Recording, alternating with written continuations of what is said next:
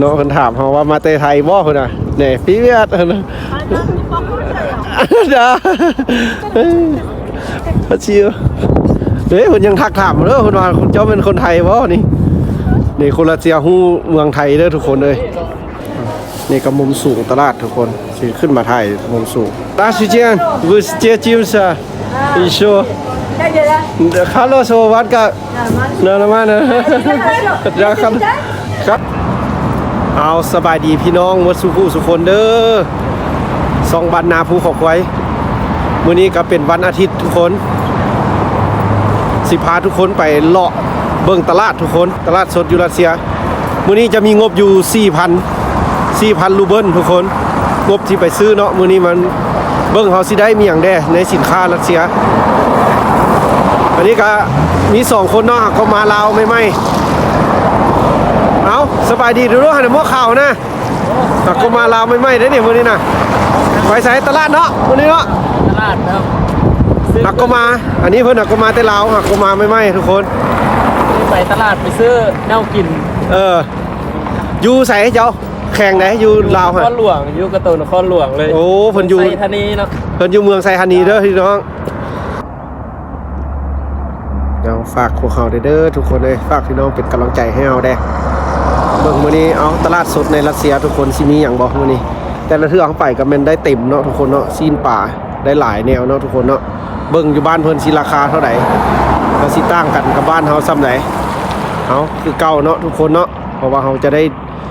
ทุกอาทิตย์เขาจะได้ออกตลาดทุกคนเพราะว่าเขาจะไปซื้ออาหารการกินมาปาไว้พอดีเพราะว่าบ้านเพิ่นมันจะเปิดตลาดบ่ได้เปิดทุกมื้อได้ทุกคนเอาเป็นไหนติดตามไปนำกันเด้อทุกคนเราก็สิไล่เป็นเงินเนาะทุกคนแล้วเขาสิไล่ให้เบิ่งเนาะนี่เบิ่งอัตราแลกเปลี่ยน 4,000 รูเบิลจะถึกเงินไทยอยู่โอ้ดิ 5,000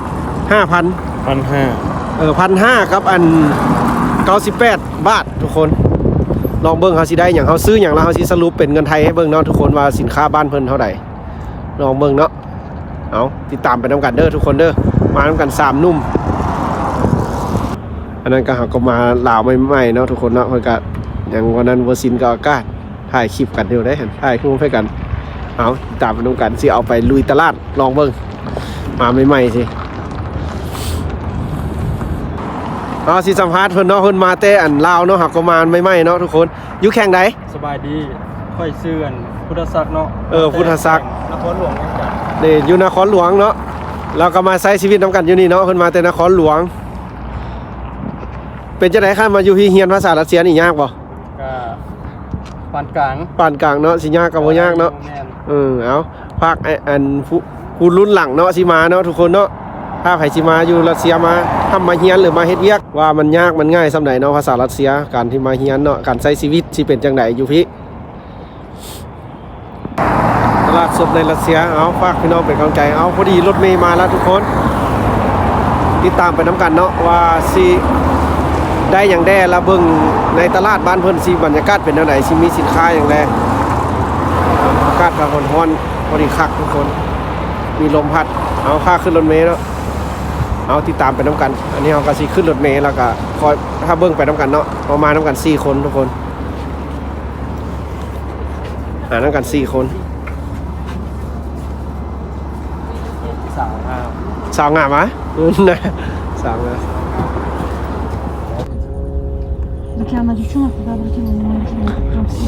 เรากำลังเดินทางเนาะตอนนี้นะเป็นจังไดเนาะวาลินคักเนาะบ้าอากาศกำลังดีเอาเบิ่งสิไปเป้ซีนนำกันเนาะทุกคนเบิ่งสิได้ซีนได้อย่างสะดวกสบายถ้าจับก็ได้เงินใบบ้าน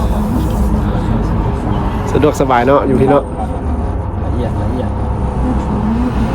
เอาพวกกันลงรถเนาะทุกคนเนาะวัดแล้วทุกคนบรรยากาศบ้านเพิ่นคนขึ้นหลายแท้มื้อนี้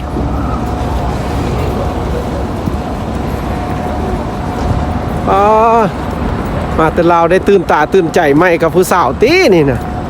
สาวรัสเซียเด้องามบ่เป็นจังได๋ข้างหลายสาวก็งามบรรยากาศก็ได้เนาะสาวก็งามบรรยากาศก็ได้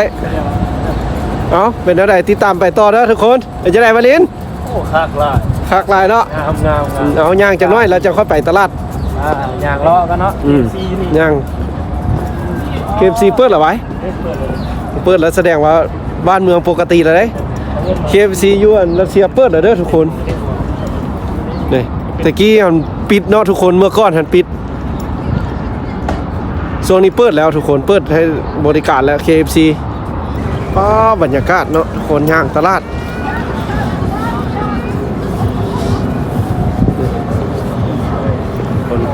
นี่เขาก็มาฮอดแล้วเนาะทุกคนนะเนาะตลาดสดก็อยู่ข้างหน้าเนาะทุกคนเนาะตลาดก็เป็นตลาดเก่าเนาะพี่น้องเนาะตลาดบอนที่เขาเคยมาซื้อหั่นแหละทุกคนลองเบิ่งมื้อนี้สิมีสินค้าอย่างได้หลายอย่างโอ้มีดีดกีตาร์อีกสิแหละทุกคนยัดเสียถ้าอากาศมันนะอุ่นมันอย่างคนหลายมวน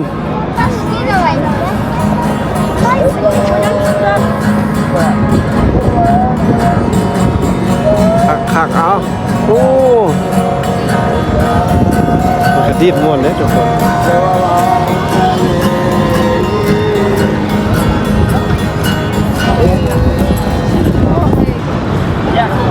อยากกินตัวนั้นยืนยันห่างก็โอ้เมาแท้ได้หันเมาตัวนั้นไฟ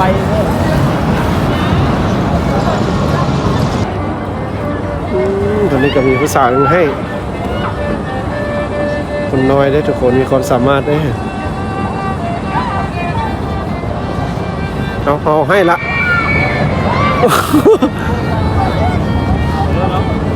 โอ้เจ้าให้คนอยู่หวะพอละตี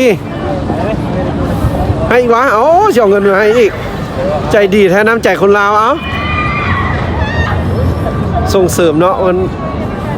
เฮ็ดในสิ่งที่ถูกต้องกันส่งเสริมกันเนาะทุกคน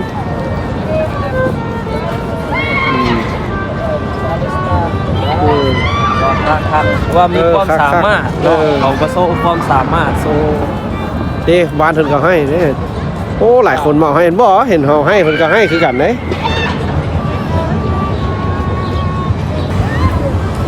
วาลินกล้าขี้บ่หั่นยอมยันเหี่ยวเหี้ยแท้โอ้ห้องกัก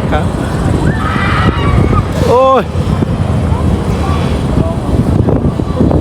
คนอยู่ถึงก็ห้องกักทุกคนเลย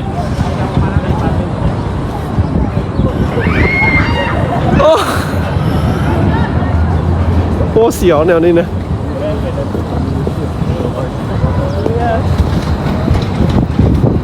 ย่างอีกน้อยหนึ่งเนาะทุกคนเราจะเจอตลาดทุกคนเพราะว่าเราจะลงรถก้อนเนาะเพื่อว่าเห็นบรรยากาศดีๆแล้วเราก็ลงก้อนย่างสมบรรยากาศก้อนสิไปในตลาดเอาฝากพี่น้องเป็นกำลังใจให้เด้อติดตามต่อไปว่าเราสิได้มีอย่างเครื่องสินค้าเนาะอยู่บ้านเพิ่นเราสิตีเป็นจ่ายเป็นเงินรัสเซียแล้วก็สิตีเป็นเงินไทยให้พี่น้องได้เบิ่งว่ามันเมื่อเท่าไหร่ถือเท่าไหร่ซีนเดโลเท่าไหร่กิโลเท่าไหร่ในอาทิตย์นี้จะขึ้นจะลงซ้ำไหนเนาะทุกคนเอาฝากเป็นกำลังใจต่อไปเด้อทุกคนมาตลาดแล้วเราสิถ่ายเบิ่งอีกเด้อ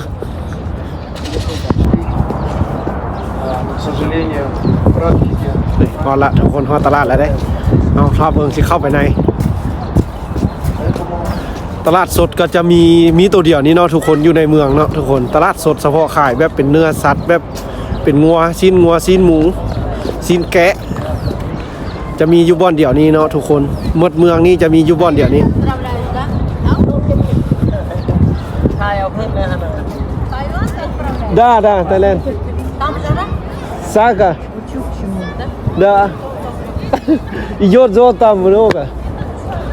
อันนั้นก็เป็นเพิ่นเนาะเพิ่นถามเฮาว่ามาเตไทยบ่เพิ่นน่ะนี่พี่เวียดเพิ่นจ้า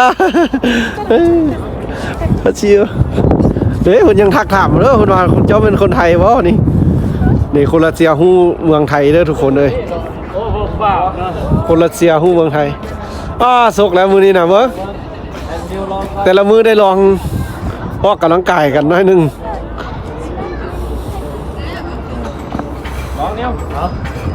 นิวอันแหงมาแต่ลาวแล้วมักเก็บมือเด้อไม่เดี๋ยวจะชมไม่หวานครับรถให้มันขึ้นมันนักเลยเด้อันนี้เนี่ยนั่งดีๆพุทธกันเกินมั้ยใส่เลยกะเน้นๆคือหายใจกันหายใจใส่ เอ้ย เอ้ยโอ้300 เอาอาลิน โอ้ยซอกย่อยเงินนะนี่เนาะ ก็มันจะหัว หัวเอ๊ะ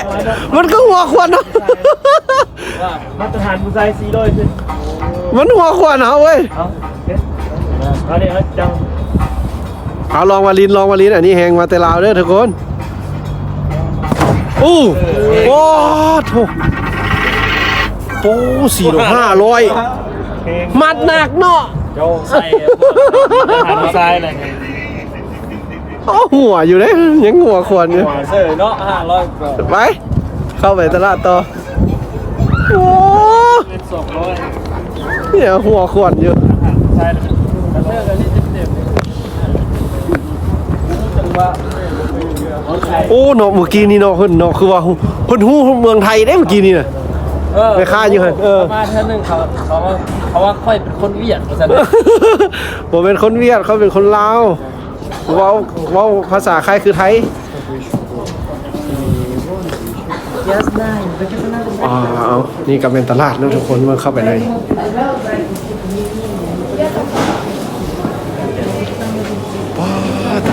ดคนหลายเนาะมื้อนี้เนาะ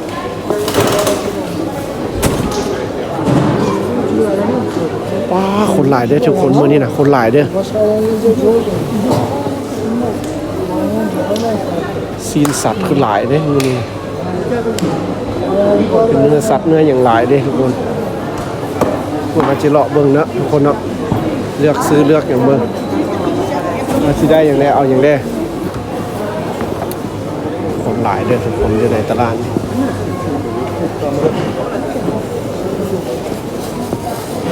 ว่าสินค้าหลายแห่งเลย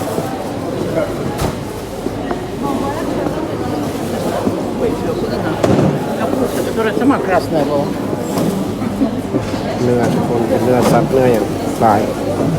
เนื้อวัวกับหมูนี่ก็เป็นห้างค้าประจำเขาก็มาเอาอยู่ห้างค้าประจำเนาะ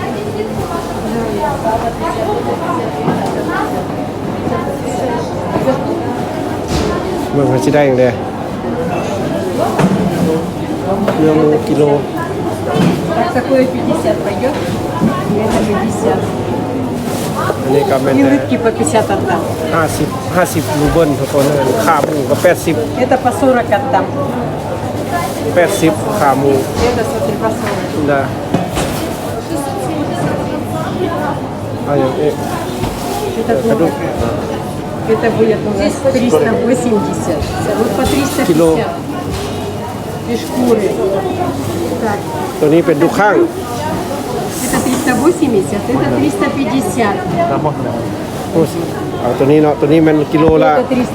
350. 400รูเบิลทุกคนเบิ่งสิทึกเงินไทยเขาได้400รูเบิลกิโลหนึง400รูเบิล Все, больше ничего. เอาล่ะสิสรุปให้เบิ่งเนาะทุกคนว่ามันสิทึกเงินไทยเท่าใดสิ้นหมดนี้3กิโลปลายทุกคนทึก3กิโลปลาย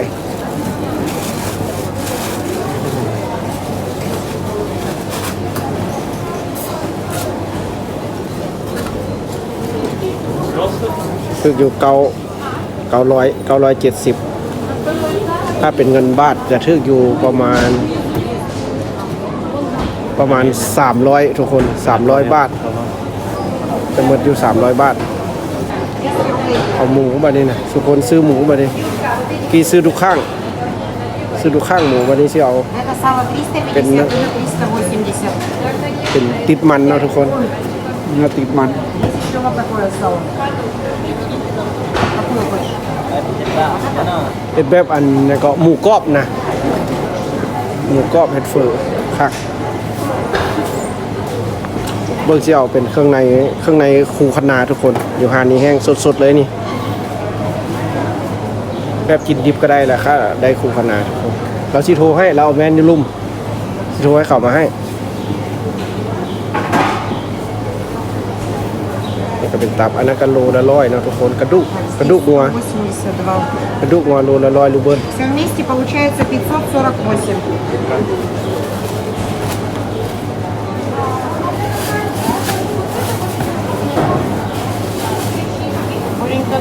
หลายโอ้ตลาดคือคืนข้ามมาเนี่ยคนหลายซีนกับแจ้งงามๆทุกคน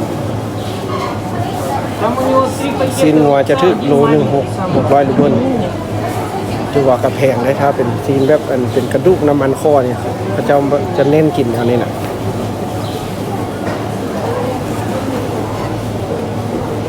เราจะน้อยเราโทรหาอันนั้นเพื่อจะเอาอันคู่คณามาส่งแล้วจะน้อยจะเอาคู่คณานะทุกคนได้คู่คณา5 โลป่ายพอดีซ้ำเป็นงัวตัวนึงเลยหมดทั้งตัวเลยงัวตัวนึงหมดทั้งตัวลูเบียดแล้วเป็นงัวตัวนึงหมดทั้งตัวเลยเอาใส่ทง พักซื้อถุงน้อย ได้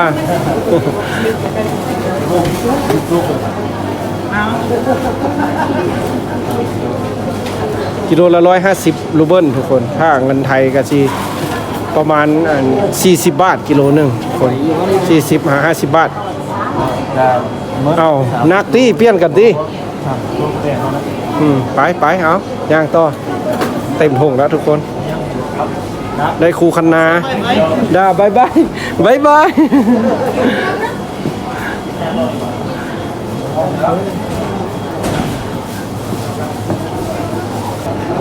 ทานบอกไม้กับขักเลยทุกคน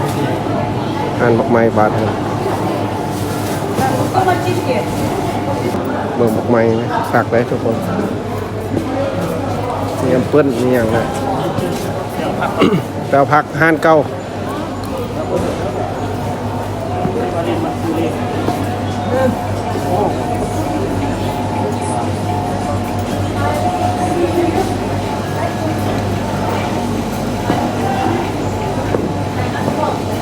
拿时间，不是接近是，你说，看了说完个，那嘛呢？然后看了说，Хорошо. Mana? Mana? Saya dia, привет где? Mana? Привет где? Mana? Привет. Кто это? Это кто? Лау. Азер? Снимаем тебе. เอาเขามาซื้อห้านผักคือเก่าเนาะห้านเพิ่นเนาะเพิ่นก็จับกองถ่ายสวยนะเอามีอันเดียวได้มั้ยผักอันอื่นเลยพวกวะกระหล่ำเนี่ยทุกว่าหัวคักๆโอ้ผักงามเลยทุกคนผักงามเลย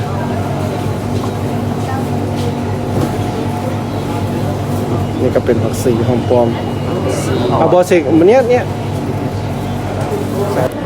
นี่ก็มุมสูงตลาดทุกคนสิขึ้นมาถ่ายมุมสูงเนี่ยตลาดสดบ้านเพิ่นเนาะทุกคนเนาะ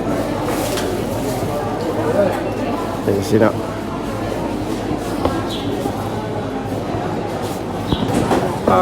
คักทุกคนตลาดเมืองนี้คนหลายขนาดแออัดเลย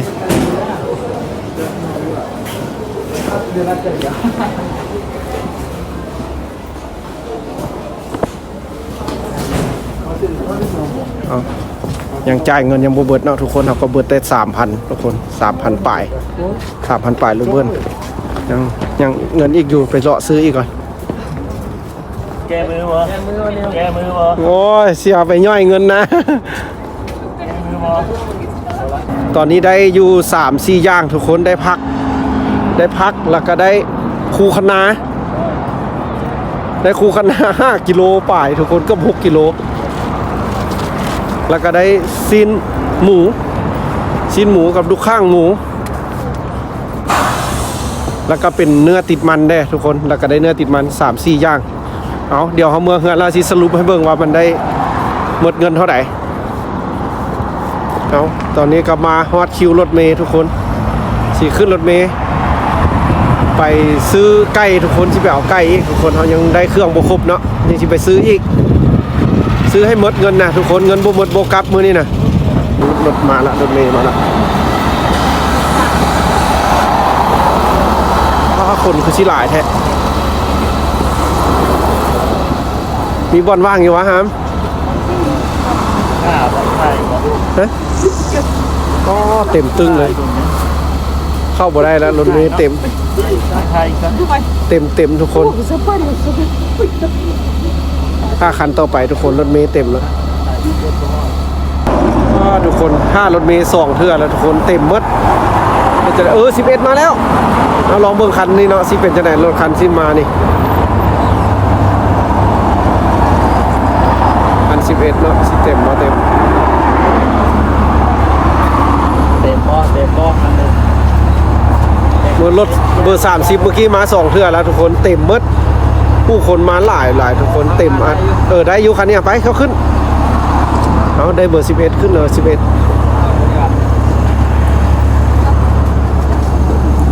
ขึ้นเบอร์11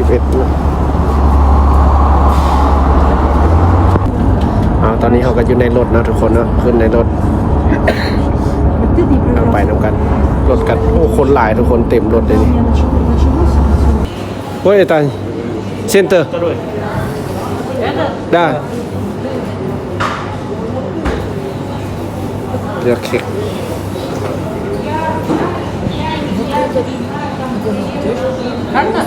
กาตัดอ่ะซื้อเค้กไปให้ไหนเนาะ โอ้เอาไปให้อาจารย์ ตอนทำอาจารย์เดินมาเต้นบ้านใหม่เอาไปให้อาจารย์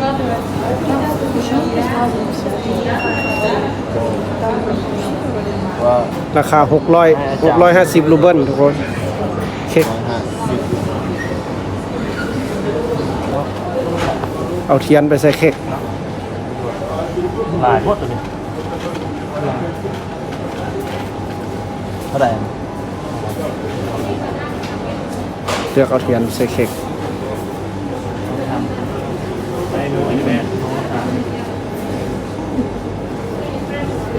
นี่ก็เป็นตลาดบ้านเพิ่นนะตลาดสด85นี่เด้ได้ เอาวะ ตัวนี้บอก หลายดอก หลายดอกเลยยัง หลายเอาไว้ด้วย เอาไว้เถอะนะ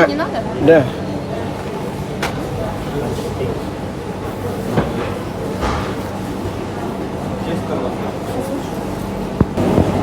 ราคาใกล้เนาะทุกคนตัวละ30รูเบิล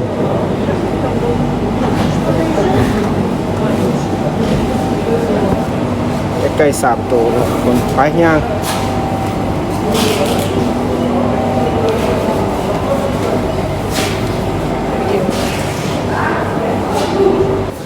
สบายดีเด้อตอนนี้เขาก็ซื้อเครื่องแล้วทุกคนไก่ก็ได้แล้วก็ซีนหมูก็ได้ตอนนี้เขาก็สิกลับแล้วก็มาแวะซื้อเค้กไปต้อนหัวหน้าเนาะยังเหลือกระเทียมเครื่องปรุงยังเหลือกระเทียมเครื่องปรุงหอมเสร็จย่างออกมาตลาดบ้านเพิ่นก็สิเนาะเพิ่นเนาะมันมีสินค้าหลายอันหลายแนวทุกคนเลยนี่ก็เป็นตลาดรัสเซียทุกคนเอาสิออกมาเครื่องก็ได้ครบแล้วเนาะเป็ดไก่ซีนคู่ขนามื้อนี้เพียบเลยเต็มเป๊ะ30เป๊ะ3คน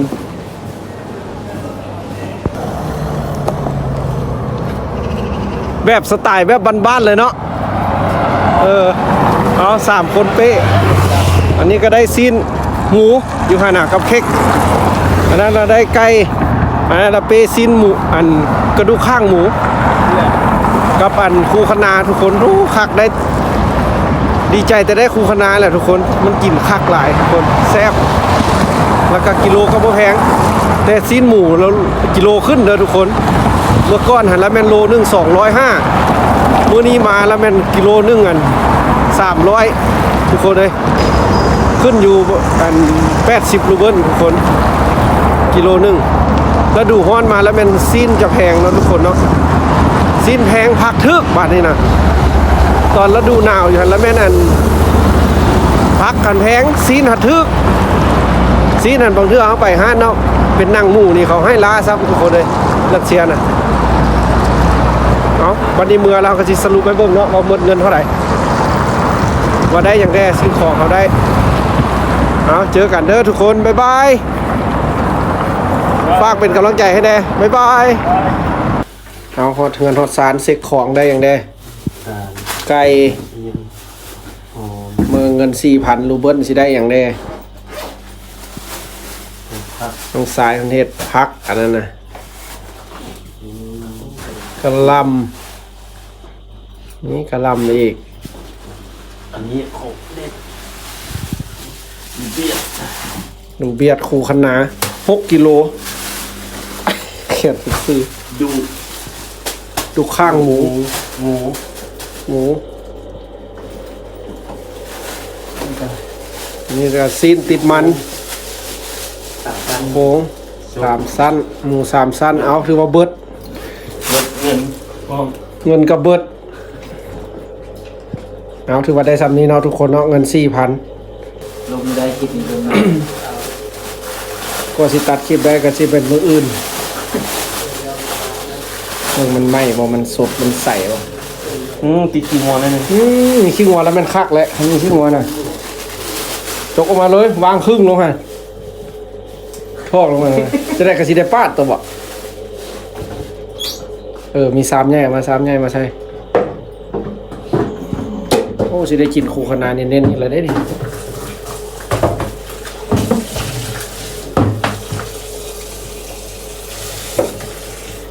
บางน้องได้ทำเลย